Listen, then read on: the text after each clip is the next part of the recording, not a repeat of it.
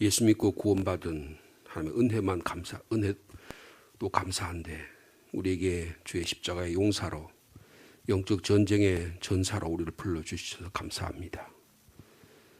싸움은 이미 시작되었고 영적 전쟁에 저희를 부르기를 원하십니다.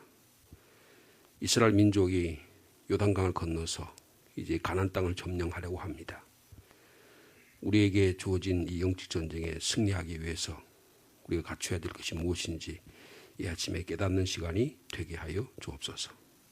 이미 주님이 십자가의 은혜로 우리를 구원해 주셨고 부활하심으로 다시 사신 이 놀라운 구원의 소식을 우리의 영적 전쟁의 무기로 갖기를 원합니다. 주의 복음의 능력을 갖고 오늘도 주님 앞에 나와 싸우니 저희를 새롭게 하여 주옵소서. 저희의 머리부터 발끝까지 주님의 영적 무기로 온전히 무장시켜 주시고 오늘도 우리를 시험과 유혹과 환난과 어떤 방법으로든지 하나님으로부터 떼어놓으려고 하는 이 악한 마귀 사탄의 전략에 넘어가지 않도록 지혜를 주시기를 원합니다. 슬기로운 믿음의 삶을 살 수 있도록 오늘도 역사하여 주옵소서. 우리에게 무거운 짐들을 하나하나 벗겨내고 털어내고 씻어내서 우리가 가벼운 마음으로 정말 하나님의 나라 마음껏 만들어갈 수 있는 복된 하루가 되도록 주께서 역사하여 주시옵소서. 비둘같이 순결한 마음, 뱀같이 지혜로운 마음도 저에게 허락하여 주옵소서. 오늘 하나님의 말씀을 읽습니다.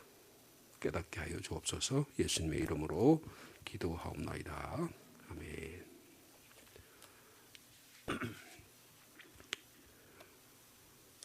요수아 5장 2절 말씀부터 12절까지 말씀이 되겠습니다.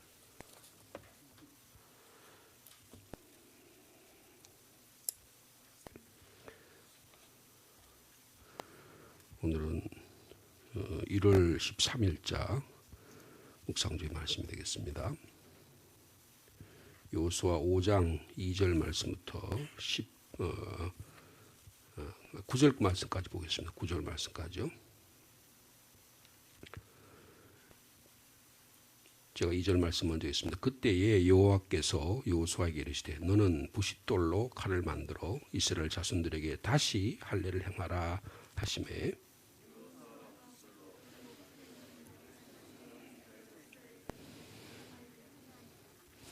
요수아가 할례를 시행한 까닭은 이것이니 애굽에서 나온 모든 백성 중 남자 곧 모든 군사는 애굽에서 나온 후 광야 길에서 죽었는데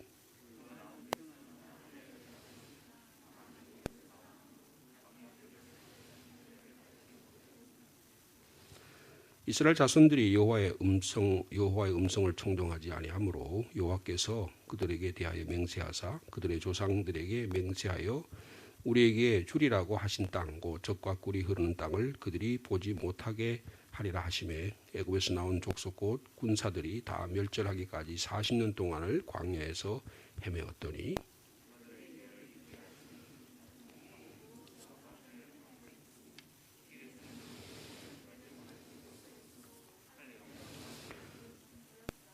또 그 모든 백성에게 할례 행하기를 마침에 백성이 진중 각 처소에 머물며 낫기를 기다릴 때에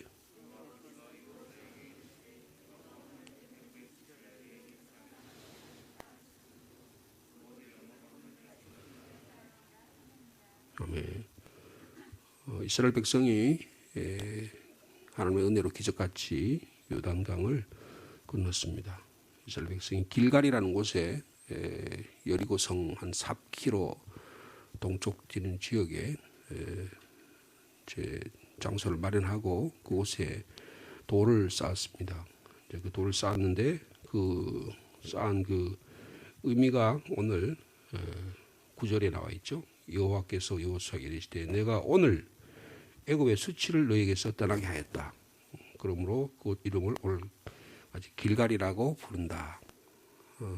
이스라엘 백성들이 여호와 이레, 여호와 삼마, 여호와 니시 이렇게 이름을 부르는 것처럼 믿음의 사람들은 자기에게 역사하신 하나님을 기억하면서 그것에서 이름을 부여한다라고 하는 것입니다.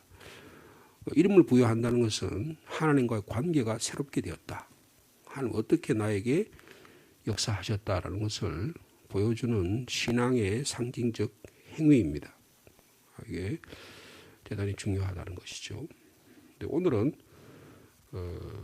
오늘과 내일에 이어서는 두 가지 행위가 있는데 하나는 할례를 다시 행했다라고 하는 거고, 그리고 우리가 또 뭐 좀 단락을 나누어서 한 이야기입니다만은, 그 다음에 10절에서부터 12절까지는 유월절 행사를 다시 열게 되었다라고 하는 두 가지 내용이 오늘 본문의 중요한 핵심이 되겠습니다. 여러분, 요단 강을 건넜다라고 하는 사실하고, 그 다음에 길갈에 돌을 세우고 할례를 행했다고 하는 사실은 뭘 의미냐 하냐면 광야 시대가 이제 끝이 났다, 그런 뜻입니다. 광야 시대가 끝이 났다. 광야 시대를 여러 가지로 볼 수 있겠지만, 여러분 그 6절에 보면 40년 동안을 광야에서 헤매었다 하는 음성을 청종하지 않았다. 불신의 시대, 이렇게 표현할 수 있을 것입니다. 여러분, 우리 인생은 광야를 반드시 통과해야 합니다. 젊은 시절에는 20대, 30대, 한 40대까지만 해도 산에 오르기를 좋아합니다. 뭔가 정복해야 되는 거예요. 뭔가를 성취를 해야 되는 것입니다. 비전을 꿈꾸는 걸 그저 이루어내는 것들이 대단히 중요한. 그래서 돈, 권력, 명예, 지위, 사회적 어떤 영향력, 뭐 정치적 권력까지 포함해서 이런 것들을 성취하는 것이 인간이 갖고 있는 기본적인 욕구입니다. 그래서 올라가 보면 내려와야 돼요. 내려오는 일이 대단히 험난합니다. 잘 내려오면 허리도 안 다치고 무릎도 안 다치는데, 잘못 내려오면 큰 사고를 당합니다. 우리나라가 세계적으로 이 등반을 잘하는 나라로, 그래서 무슨 몇몇 한국의 등반 대원들이 에베레스트 그리고 히말라야 산맥을 뭐 14자, 15자를 등정했다. 근데 가끔 들려오는 소식은 내려오다가 그 사고를, 조난을 당하는 경우를 우리가 볼 수가 있는 것입니다. 근데 그것이 등산을 했다라고 하는 게 상징적인, 막 그 추운 겨울에 그렇게 큰 높은 8,000m가 되는 곳에 거기가 무슨 금이 있는 것도 아니고 거기가 뭐 별다르게 없는 것도 아닌데 그거 뭐하러 올라가요? 내가 이것을 성취했다. 그래서 내가 꿈이 이루어졌다. 이 하나의 이 비전을 상징하는 것입니다.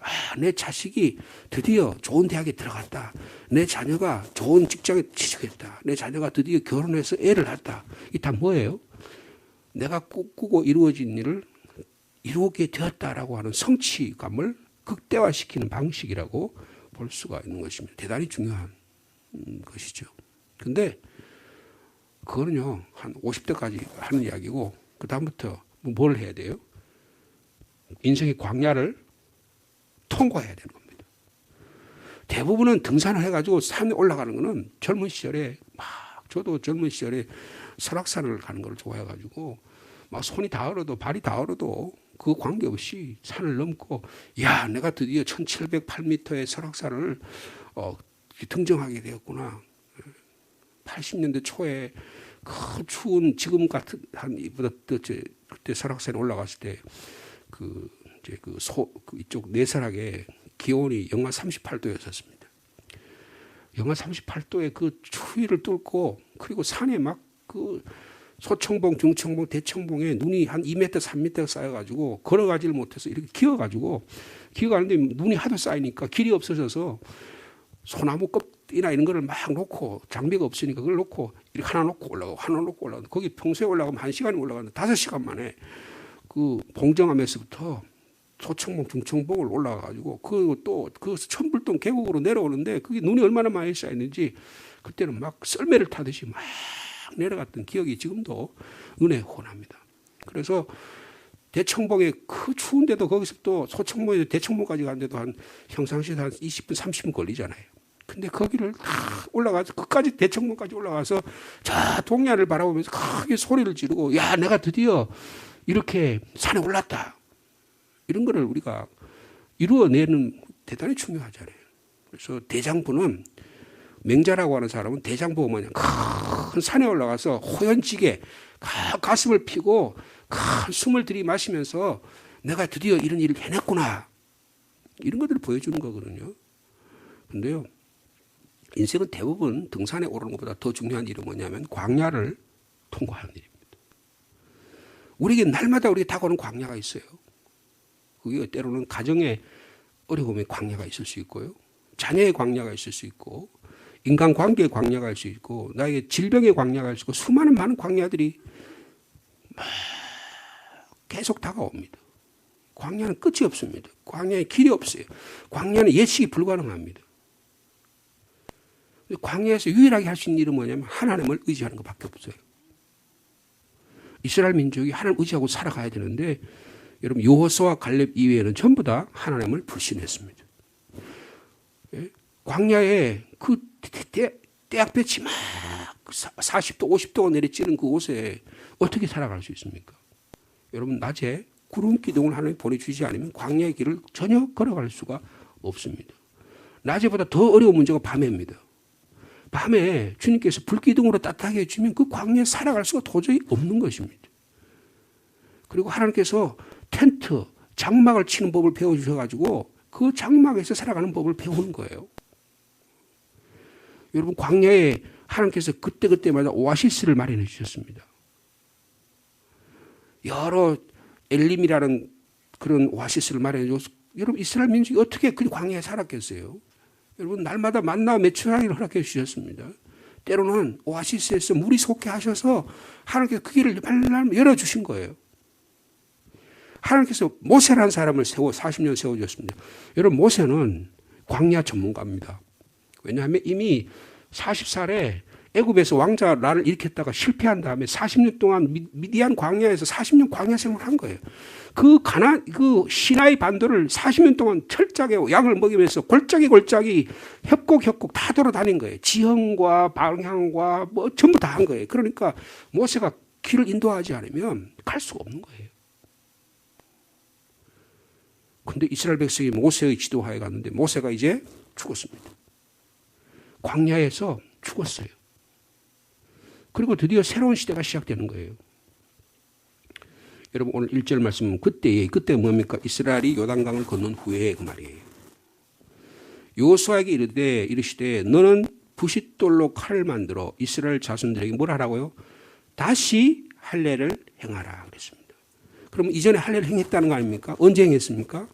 이스라엘 민족은 태어나면 8일 만에 할례를 행해요.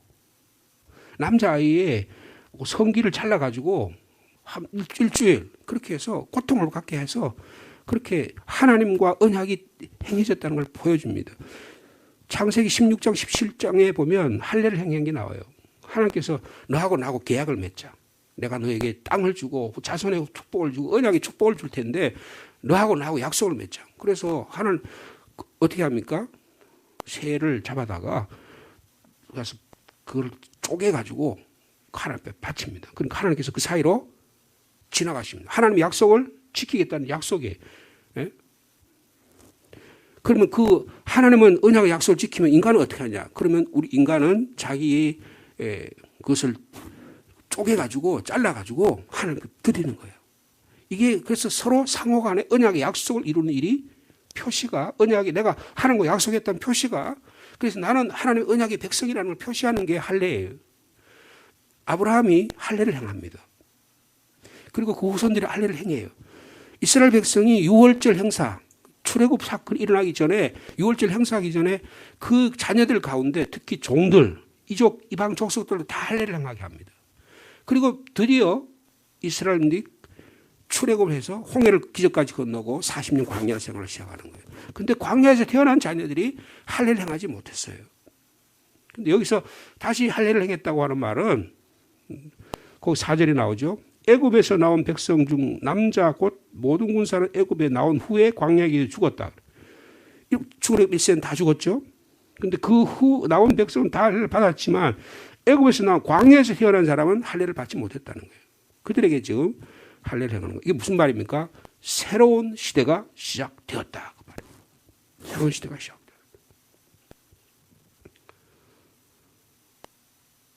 모든 이스라엘의 백성은 하나님의 백성으로서의 자신의 신분을 재확인한다.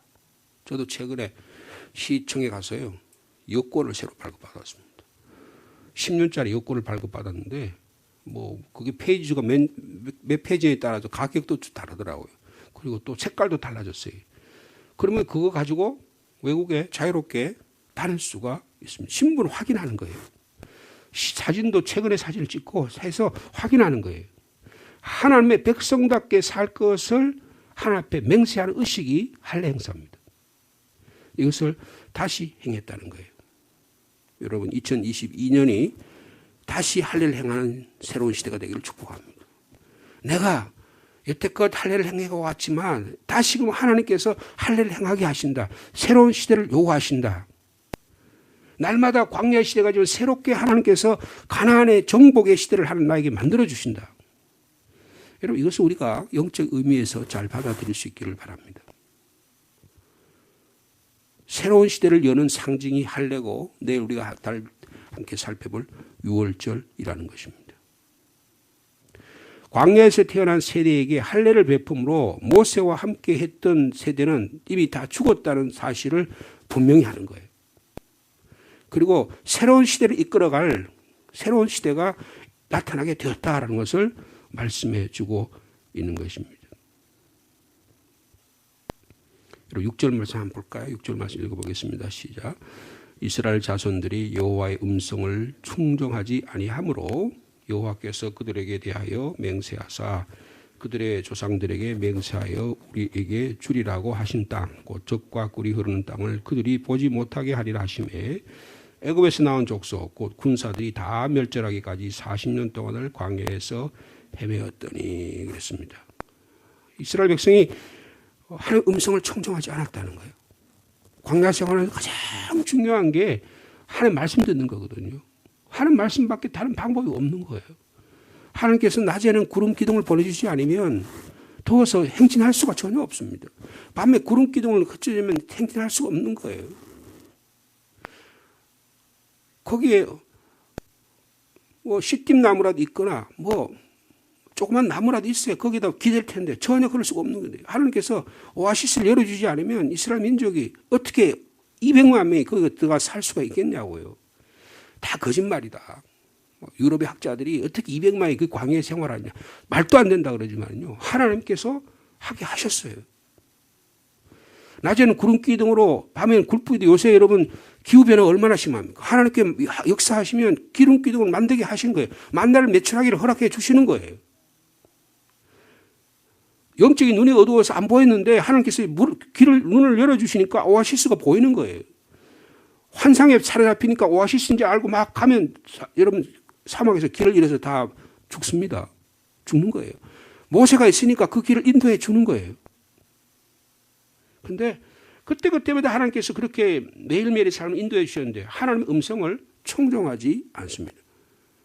한 열흘이면 가나안 땅에 들어가서 하나님께서 이끌기도록 하나님께서 길을 다 열어주셔서 12명이 정탐꾼을 보냈는데 10명은 안 믿는 거예요. 하나님이 그 땅을 젖과 꿀이 흐르는 땅으로 허락해 주셨는데 그리고 그걸 너에게 주리라고 약속해 주셨는데 이제 너희들이 이렇게 큰 민족이 되었으니 내가 너희를 통해서 이제는 가나안 땅 젖과 꿀이 흐르는 땅 나를 예비하는 자로 살아가라고 그렇게 축복해 주셨는데 안 믿는 거예요.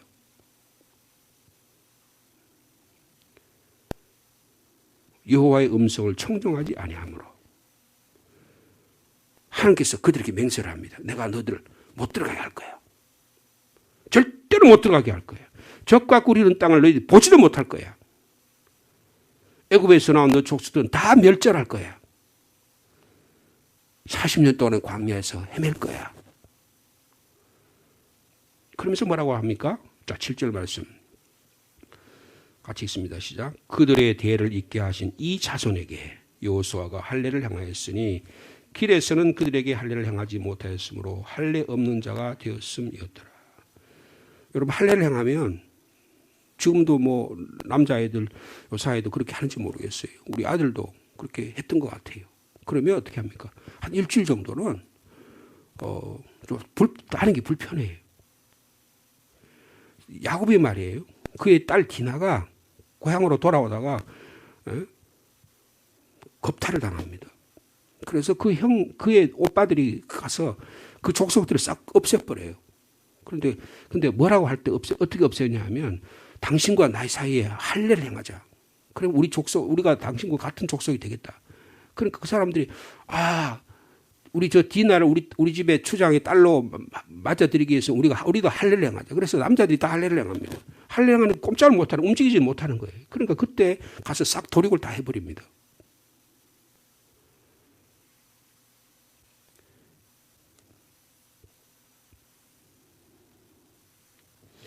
여러분, 지금 이 영적 상황이 어떤 시대입니까?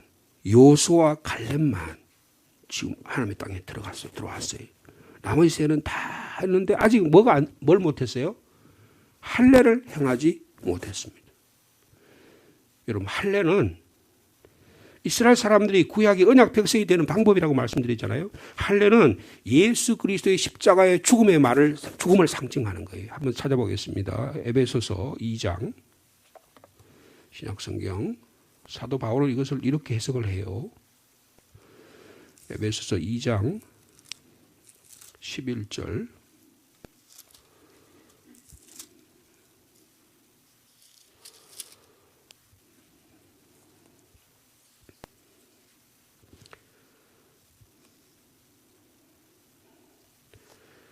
할례와 예수 그리스도의 십자가 사건이 연결이 됩니다. 자, 에베소서 2장 11절입니다. 제가 받드리겠습니다. 그러므로 생각하라, 기억하라는 거예요. 너희는 그때에 구원을 받기 이전에, 영적으로는 그런 뜻이죠. 너희가 그때 육체로는 이방인이요, 손으로 육체에 행한 할례를 받는 무리라 칭하는 자들부터, 유대인들로부터는 뭐라고 해요? 할례를 받지 않는 무리라, 그렇게 칭함을 받은, 우리가 지금 에베소에 있는 교회들은 에베소의 이방인이잖아요. 이 사람들은 유대인의 입장에서 보면 뭐예요? 육체적으로도 이방인이고, 아브라함 후손이 아니니까 육체적으로 이방인이고, 그리고 손에 할례를 행하지 않았으니까 할례 받지 않는 무리, 무할례자예요. 그 초대교회에 이게 문제가 됐잖아요. 할례를 받느냐 안 받느냐, 율법을 행하느냐 안 행하느냐. 예루살렘 회의가 열렸던 그 유명한 사건이잖아요. 그때는 그런 무리라 칭을 받은 자는, 그때에 너희는 할례를 행하지 않았기 때문에 그리스도 밖에 있었고 이스라엘 나라 밖의 사람이라, 약속의 언약들에 대해는 외인이요 세상에는 소망이 없고 하나님도 없는 자애들이에요. 그런데 같이 읽습니다. 13절 시작. 이제는 전에 멀리 있던 너희가 그리스도 예수 안에서 그리스도의 피로 가까워졌느니라. 이런 할례를 행하는 것을 예수 그리스도의 십자가 사건으로 이해하는 거예요. 예수 그리스도의 피로 우리가 깨끗해진 사건으로 해석하고 있는 것입니다. 그리고 유월절은 뭐냐? 예수 그리스도의 부활 사건이에요. 할례는 예수 그리스도의 십자가 사건이라고 한다면 유월절은 예수 그리스도의 부활 사건으로 말씀해 주고 있는 것입니다. 여러분, 새로운 시대가 열렸다, 그렇게 선포합니다. 새로운 시대의 열림에 상응하는, 거기에 맞는, 걸맞는 우리의 믿음의 행위가 있기를 바랍니다. 이것은 할례를 행하는 것입니다. 이스라엘 백성이 할례를 행해요. 사도 바울은 이것을 그때와 이제라고 표현하고 있습니다. 우리 교회가 구약의 이 할례의 의미가 예수 그리스도의 십자가 사건이라고 이해한다면, 신약에 와서 이해한다면, 우리는 예수 그리스도의 십자가의 은혜로 온전히 예수 그리스도의 피로 온전히 물들어야 된다는 거예요. 다시 할례를 행하라. 오늘 저에게 주신 영적 사건입니다. 아직까지는 행하지 못하고 광야 시대에 이스라엘 백성들처럼 불순종하고 하나님의 말씀을 듣지 아니하고 광야에서 헤매고, 그리고 자기 뜻대로 살려고 그렇게 길을 쓰고,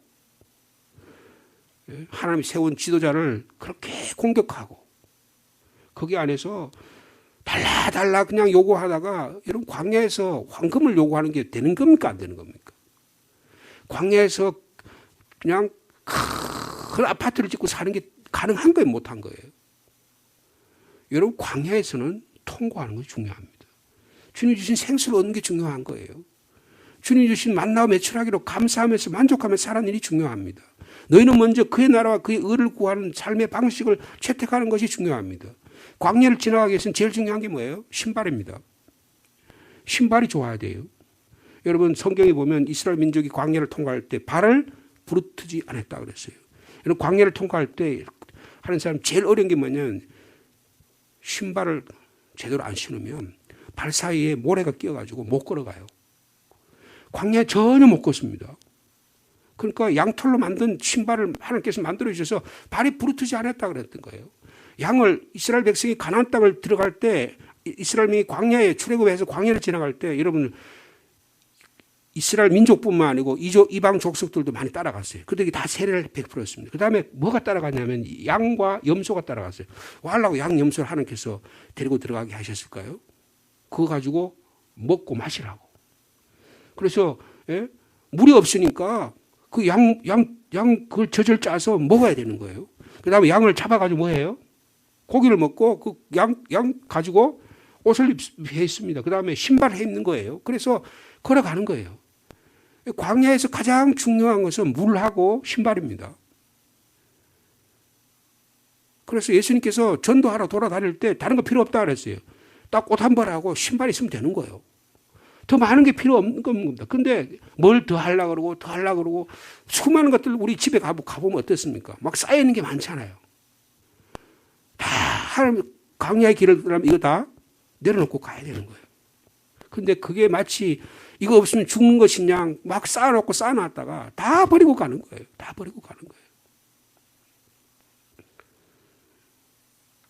따라합시다. 다시 할례를 행하라. 여러분 이 주신 말씀을 영적으로 잘 이해하셨으면 좋겠습니다. 그래서 오늘도 이 영적 순례의 길을 걸어가는데 우리 몸을 가볍게 하시고 또 이로 인해서 천국의 여행자의 길을 갈 때 늘 주님만 의지하고 동행하는 복된 하루의 삶이 되기를 축복합니다. 주님 감사합니다. 하나님께서 여호수아를 지도자로 주의 제사장들을 중심으로 요단강을 기적같이 건너게 하셨습니다. 이제 하나님이 여리고성을 앞두고 새로운 결단을 하게 하십니다. 이스라엘 백성이 할례를 행합니다. 하나님과의 언약을 새로 기억하게 하는 것입니다.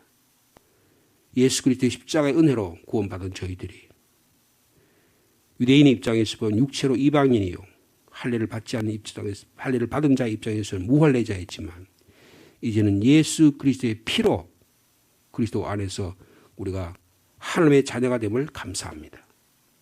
이 놀라운 구원의 은혜가 날마다 기억되게 하여 주옵소서. 다시 할례를 행하라. 2022년에 하나님과 언약을 기억하는 저희들이 되게 하여 주옵소서. 하나님의 약속의 말씀이 기억되게 하여 주시옵소서. 그래서 하나님 없이 살아왔던 우리의 삶의 모습, 내 안에 소유, 명예, 권력, 욕망, 자랑, 내 자신 중심적인 삶의 방식, 이것으로 꽉 차 있는데 이것을 벗겨버리는 은혜의 사건이 되도록 주께서 인도하여 주옵소서.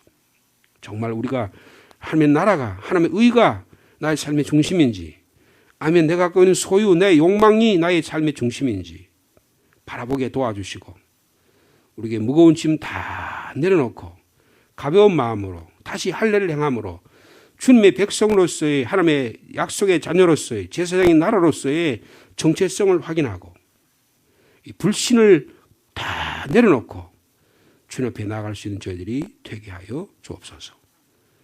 가나안 땅에 들어가는 자는 여호수아와 갈렙밖에 없었습니다. 200만 명의 많은 사람들이 있었지만 1세대는 다 광야에서 불신의 시대에 그 광야에서 다 시체로 죽게 되었습니다. 우리도 그리 될까 심히 두렵습니다. 우리의 믿음이 자녀에게 할례를 행함으로 다 이어지는 2020년이 되도록 주께서 역사하여 주시옵소서.